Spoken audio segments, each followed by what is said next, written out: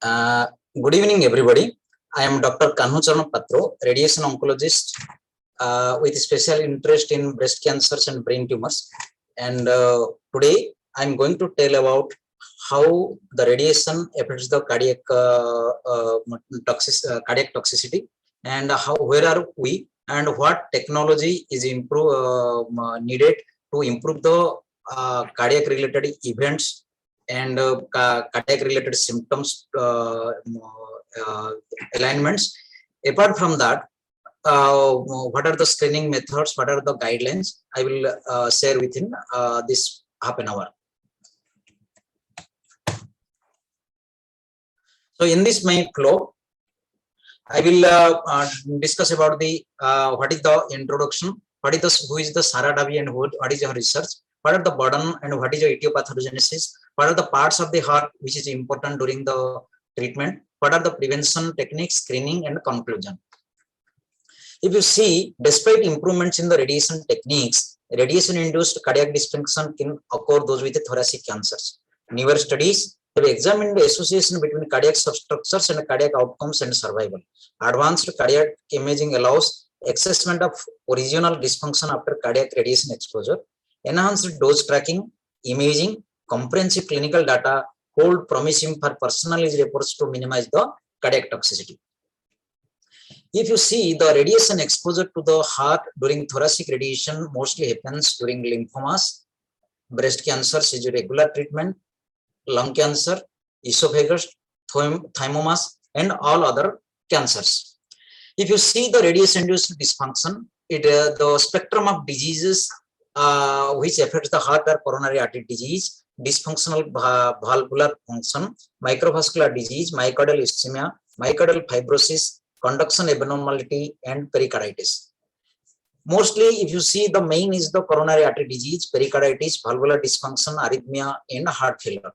In vascular toxicity, you may get aorta problem with aorta, coronary arteries, and autonomic dysfunction. Valvular artery diseases, valvular diseases, aortic mitral valve diseases, regurgitation lesions, or stenosis. Cardiac arrhythmias, bradycardias, arrhythmias, and cardiac conduction abnormalities, and electrophysiological abnormality. And pericardial diseases, pericardial effusion, fibrosis, and leads to automatic the constrictive pericarditis. The risk factors apart from the radiation, what are the other factors also important? Because the anterior chest wall radiation is where we are getting more dose to the left anterior descending artery. High cumulative dose of radiation, younger age because they have to live long. High dose of radiation fractionous dose we usually give 1 to 2 gray per fraction. But if you are planning for hypofractionations more than 2 gray, like 3 gray, 3.5 gray, like fast forward trials, presence of tumor in the next to the heart, inadequate or properly shielding, proper planning, concomitant chemotherapy like anthracyclines, cardiovascular risk factors, those who have having already cardiovascular dysfunctions, and the pre-existing cardiovascular disease are the more risk factors for the radiation-induced heart disease. If you go the research, she's the lady who did most research, Sarah Davy. So let's see, let's focus in the first article published in the 1999. So she told that cancer in those are treated with 70s and 80s. They after 10 to 20 where they were presenting with cardiac issues, and with advanced techniques, we should look the hazards, and advanced radiation techniques should be planned. Her landmark article, Risk of Ischemic Heart Disease in Women After Radiotherapy for Breast Cancer, this is the landmark article published in 2013 in NEJM.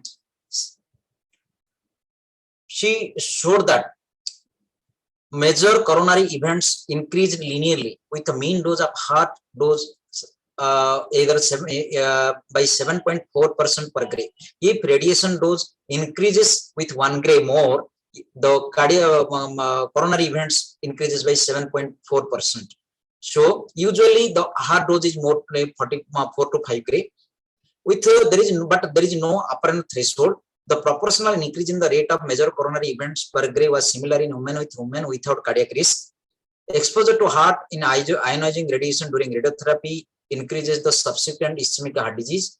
Increase in proportional to the mean dose to the heart begins with a few years after and continues till 20 years. So usually most of the people, they don't present acute effects, but slowly over the years, 5 years, 10 years, until 20 years, the effects will be there.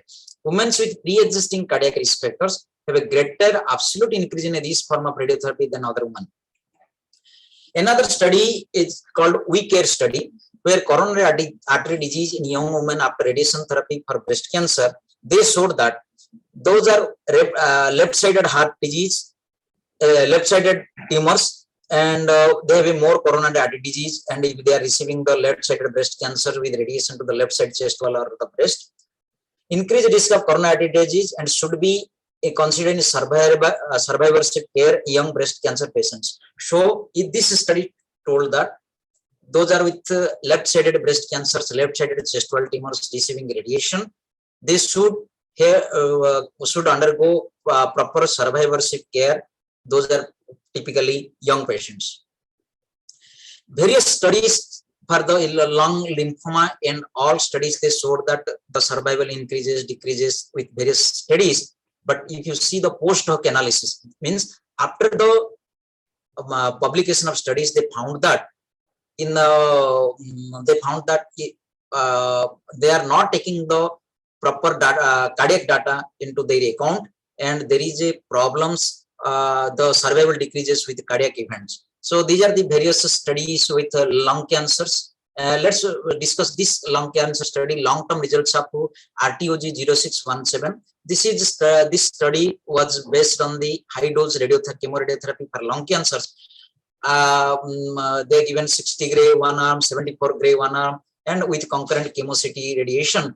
And the post-hoc analysis, they showed that in first original article, they showed that the heart receiving greater than 5 gray or greater than 30 gray are associated with abdominal survival. But in secondary analysis, they showed that 2 years after the report, they reported that volume of heart receiving greater than or equal to 40 gray was dose parameter most strongly associated with the survival. So post-hoc analysis also shows that various effects. And another study by systematic review and analysis by Jahang et al., they studied around 18 studies in the lung cancers. They showed that heart receiving volume receiving more than 30 gray associated with decreased survival, and mean heart dose associated with post-radiotherapy cardiac evidence in 2 studies. So there is various differences between the various studies. Somebody scored B30, somebody is B5, somebody is B40. And some dose mean heart dose. But what is the more important is the mean heart dose and B30 by Jahang et al. So to understand the etiopathogenesis, various authors studied in various sites. Like these are the authors of the these 2 authors studied in the pulmonary artery. They are studied in the my coronary artery origin. They are studied the left atrium. So these are the various authors. They those are receiving non-small cell lung cancer, esophageal cancer, lymphomas, pediatric cancer, and breast cancer patients. These are all studies, but none are the conclusive. So what are the hallmarks of radiation-induced heart disease? Mostly fibrosis and calcification of the aortic root and aortomitral protein that lead to the progressive stenosis of aortic and mitral valves. Apart from that, ostial coronary stenosis, myocardial atrophy, and widespread pericardial adhesions thickening, ultimately leading to the intractable pericardial constrictions. So if you see the etiopathogenesis, mostly when after radiation injury, there will be acute inflammation like interleukins, tumor necrosis factor, all these things. Any inflammation that automatically by transforming growth factor beta, platelet derived growth factor, and that leads to the fibroblast accumulation in the later part of the life. So what happens? Microvascular injury accelerates the age-related atherosclerosis, leading to coronary artery disease, reduced flow to the myocardium, and apart from that, microvascular injury reduces the capillary density after months of artery, that reduce the collateral and to the heart. Together, they combine to cause myocardial ischemia. So this is the etiopathogenesis of the mainly coronary artery disease, radiation-induced heart disease. Here is patient one. I'm showing the vasculature of coronary artery disease. A 16-year-old boy after 40 grade for the lymphoma to the mediastinum. There is if you see the coronary artery disease, artery is replaced by myointimal proliferation and blockage and luminal narrowing of the coronary artery, left-handed descending artery. Another situation here, if you see the left part and the right part of the pericardium, if you see the left part of the pericardium, lower part, there is all are adipose tissue. But in the right side of the pericardium, if you see the after patient received the around 67 gray for the lung cancer, the adipose tissue is totally replaced by the fibrous tissue in the right side of the picture. Here, one picture is showing that after radiation exposure, the myocardium shows more collagen fibers comparing to the normal myocardium. This is the post-arctic perfusion defect. If you see the these are the radiation tangential fields, you see the anterior to this there is a radiation new defect, perfusion defects in the SPECT scan. So these are the various defects you can observe during the because this is the part where the apex and left-handed descending artery is the main important part coming in the radiation field. So if they see the manifestations, mostly the spectrum of symptoms or diseases like pericarditis, effusion, myocardiopathy, coronary artery disease, valvular regurgitation, conduction, arrhythmia, and corresponding symptoms and signs, and the cardiologist involving the starting from the pacemaker to the AC inhibitors to the diuretics, they treat in correspondingly. Apart from that, most of these investigations like echocardiogram, transvisual echocardiogram, cardiac MRI, some serum markers, blood troponin levels. So lots of angiogram, coronary calcium. So lots of investigations are there, but there is no standard screening methods. So if you see our QUANTEC data, quantitative analysis of normal tissue effects in the clinic by radiation, so they recommended that the volume of 30 gray should be kept 46% and mean heart dose less than 15 gray in the for the lung cancer treatment. But the article by Saradavi, the first time that risk of MES is defined as the myocardial ischemia, coronary revascularization, death from ISD. The breast can survive just increase the linearly relationship of cardiac radiation dose even at low dose levels. The rate of MES increased by 7%, 7.4% per 1 gray increase of mean heart dose in cohort patients. So if increase in the mean heart dose of 1 gray extra, so there is a MES symptoms increased by 7.4%. So to understand all these things, various contouring guidelines, they ask do the left main coronary artery, left anterior descending artery, mid part, distal part, circumflex coronary artery, right coronary artery to contour and spare these structures in the radiation guidelines. So the various, but the no standard still existing. Many people has given many constraints, but this article where we showed that a whole heart, if you are going for the mean heart, put the low dose less than 2.5 gray, left ventricle less than 3 gray, and these are the various left anterior descending mean should be less than 10 gray, and B30, B40 less than 2%, less than 1%. These constraints looks very tight when we are treating the breast cancers, but let's try. To screen the patients, we have many ammunitions to detect the cardiac abnormality after radiation, starting from the echocardiogram, strain echo, cardiovascular magnetic imaging, cardiovascular computed tomography, stress SPECT. If you do the cardiovascular computed CT or SPECT, there is a radiation exposure. These are the main limitation factors. But if you would see that resonance imaging, MRI, there is a less expertise is available, but there is no radiation and longer time to acquisition and not available everywhere.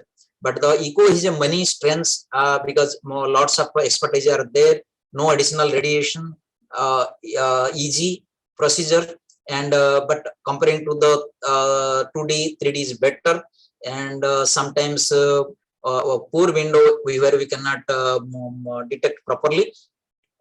So to screening recommendations, various guidelines given by ASCO, Children's Oncology Group, ISMO, International Cardio-Oncology Society. So lots of people given the lots of recommendations, but recent one is the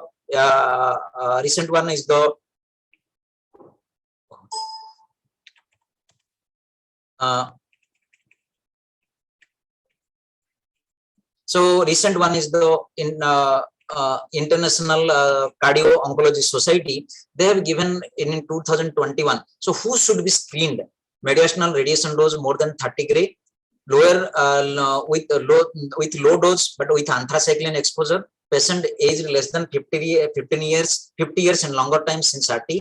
High dose radiation dose. Presence of extended next to the heart. Presence of cardiovascular risk factors and pre-existing cardiovascular disease. They should be screened by transthoracic echocardiography as early as 6 to 12 months after the radiation at a high risk, and all patients should be should undergo TT by 5 years after RT. Additional transthoracic echo and serum markers every 5 years can be useful. They should focus on the coronary artery disease rather than ischemia. Sometimes the reliable available CT scans for coronary calcifications in patients without known coronary artery disease. Screening with stress testing, coronary artery calcium or coronary angiogram every 5 years is recommended.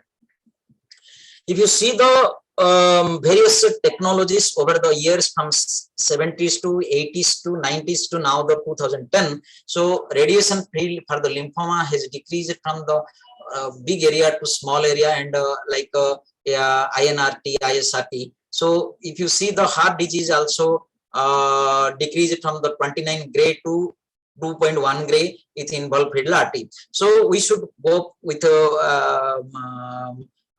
better cardiac sparing radiation therapies in those with pediatric patients. Those are going to live long. If you are coming to the different plant techniques, radiation techniques for the breast cancer patients, best mostly used is the DIBH, most popular, where we can decrease the dose by around 50 to 75% of the cardiac dose. Some people are doing the prone breast treatment, where the breast is falling out and we are going for the radiation. Newer technique like BMAT or IMRT Rapidar, and most advanced is the proton beam, where is the mean heart is less than 1 gray or almost nil. So there is a guidelines from the German group. This is known as a DEGRO guidelines, where they told that the DIV is best explored a cardiac sparing method, consistently showing the significant advantage. Proton beam therapy and brachytherapy also beneficial, but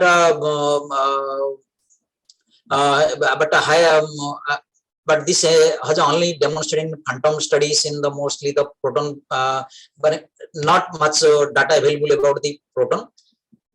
And both VMAT IMRT techniques also most useful, but this comparing to the standard anatomy as well as the complex anatomy.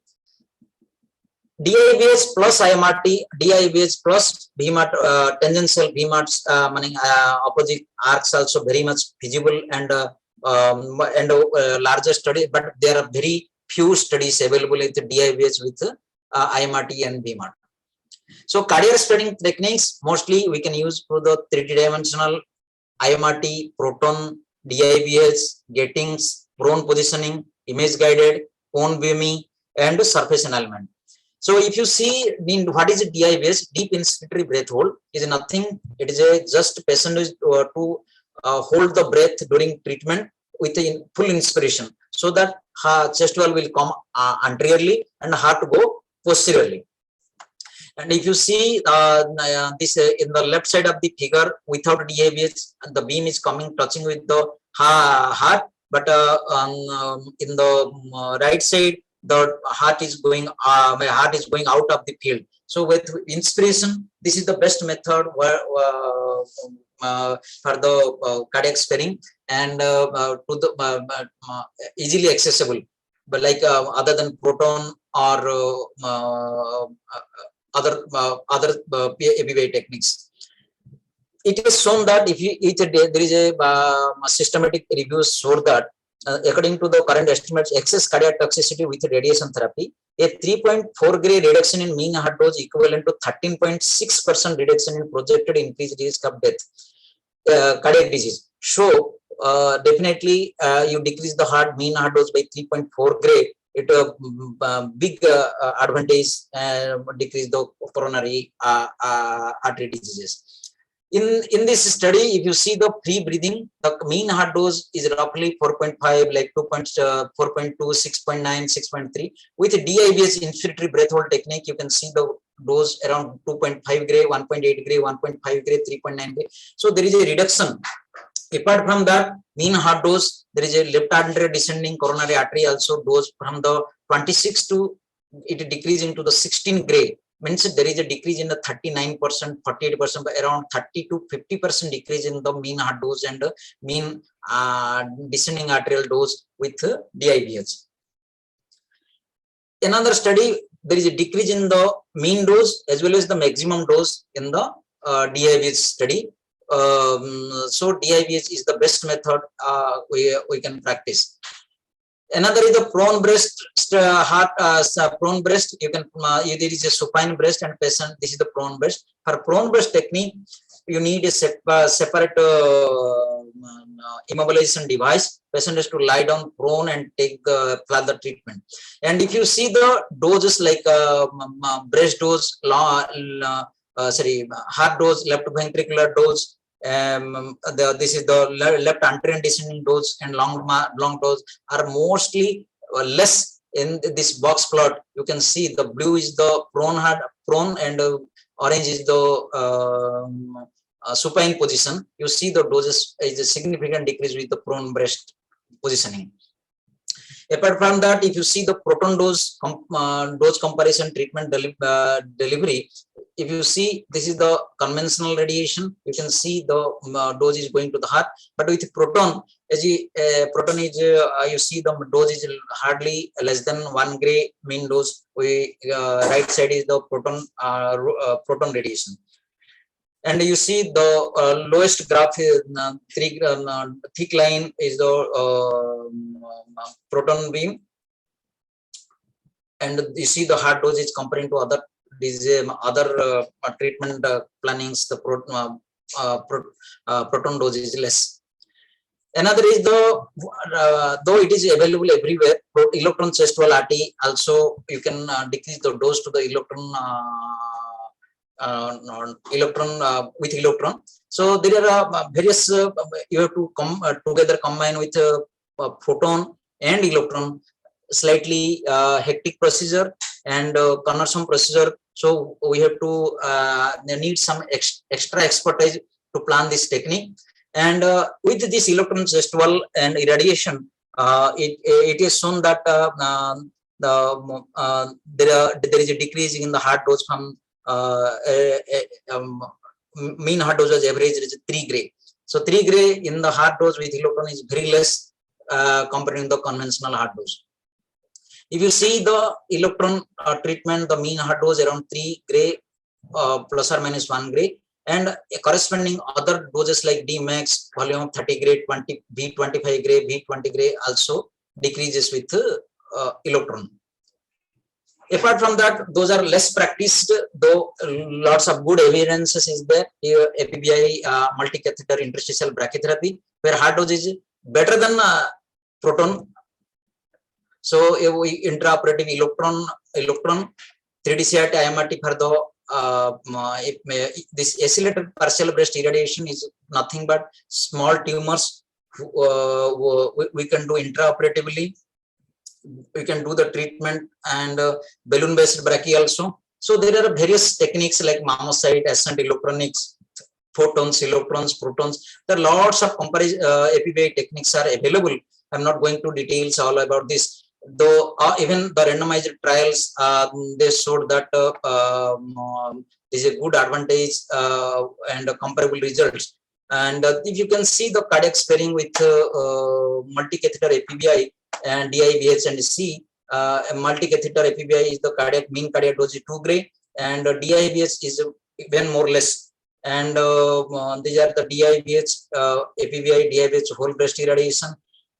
And free breathing whole breast irradiation is around 5.2 gray, and free breathing is this is a free breathing with normal radiation. You see the mean dose is around 5.2 gray and 4.2 gray, but with multi-catheter brachytherapy for the early diseases is 2 gray, and this is the for the DIBS it is less than 1 gray. There is a good recommendations from the JKSTO group and Astro group. These are those patients with less than 2 centimeter size or less than 3 centimeter size, and irrespective of the receptor status, we can go for the multi-catheter brachytherapy. So for the early cancer disease to prevent the cardiac events. The multi-catheter brachytherapy left-sided breast cancer demonstrated the low dose to both heart and left artery descending artery, especially women with favorable anatomic and pathologic features. But it is a patient selection is required. Early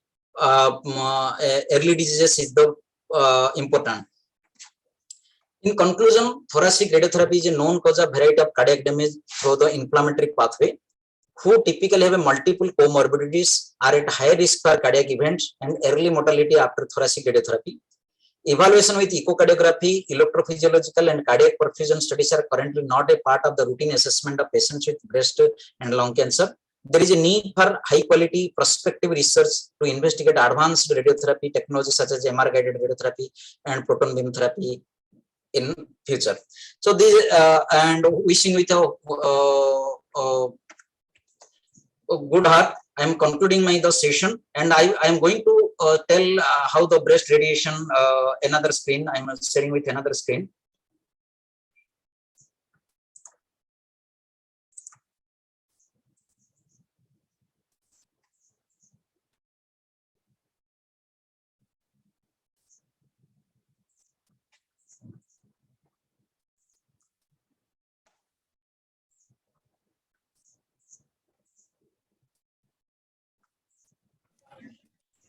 Sir, am I audible? Yeah, I'm just sharing a screen, another screen. Yeah, sure. So you can see here.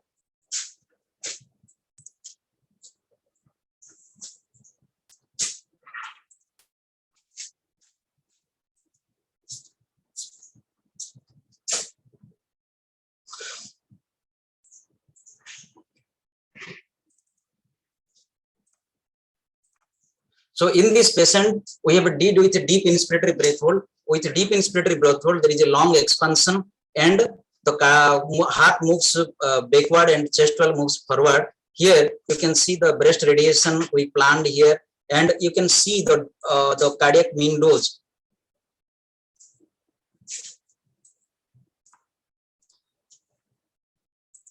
You can see the cardiac mean dose less than 1 gray. So this is the thing we can see the plan with the deep inspiratory breath hold, how the radiation beam, how the deep inspiratory breath hold decrease the cardiac dose in the settings. This is the thing. You can see the dose hardly it goes to the cardiac mean dose is hardly less than 1 gray, and we can give good results. So if you have any in your center, you have a deep inspiratory breath hold, at least you can plan for the voluntary breath holding with some switch, alarm switch, but it is a very crude method, or any other motion management like Varian RPM system or Electa ABC system. You can plan the plan the DIBS, and you can decrease the heart dose. In the long run, you can decrease the coronary artery events. Because cardiac diseases, they don't present acutely. It is a long-term disease. Most of the disease cardiac events happens after years and continue till 20 years. Thank you very much. If you have any questions, you can ask.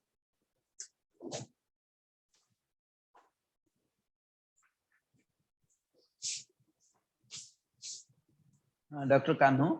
Yeah. Good evening, bhai. Good evening.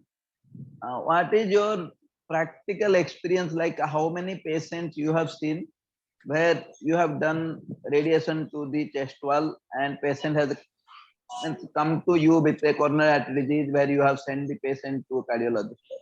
Over your 12 years of practice, how many people have come like this? Actually, when there are two things: under reporting and patients are not reporting us. So most of the as you see the pictures, most of the patients are after 5 years and 10 years. I have only 10 years of experience treating the all breast cancer patients. Hope people will not come further in the coronary artery disease in the future. But the problem is that we are follow up in Indian setting. And the second thing is those are having cardiac issues, they directly go to the cardiologist rather than coming to us. So this is the only issue we are not matching the gap. Thank you so much, sir, for answering, sir. And we can take another question, sir. Let sir complete. Yeah. So what you told is, like in Indian setting, we are not able to keep a rapport and follow up, so we are not able to get the cases. And we are not knowing. Not knowing. So what is happening, we are not knowing. Not knowing. So even cardiac issue, don't you think in other places like abroad also same thing will be happening? So this cardiac data and everything now it came to picture now. So these are the data from the 10 years and 20 years data, where so slowly people are getting aware and they are making the aware the patients. But I hope in the coming years people will give more stress to the sparing the heart, and they will aware the patients. They will come to us. Thank you. Thank you so much, Anil sir, for asking the question. Dr. Kanhu sir, I have received one question from the participant doctor, sir. Can I take this question? The question is, sir, which most common artery is affected after the post radiation to breast? Left uterine descending. Okay, sir. Thank you so much, sir. This question was from Dr. Priya, sir. I hope she has got the answer of this question. And sir, thank you so much, sir, for giving us very informative session, sir. And I hope that all the delegate participant doctors who have watched are able to get the things which you have shared. So I have received only one question, sir. And I have one to few feedback from the doctors only. I can see Dr. Kumar has given very well presented, sir. And Dr. Ankush has written very informative session. And I think that they all are very happy with your session, sir.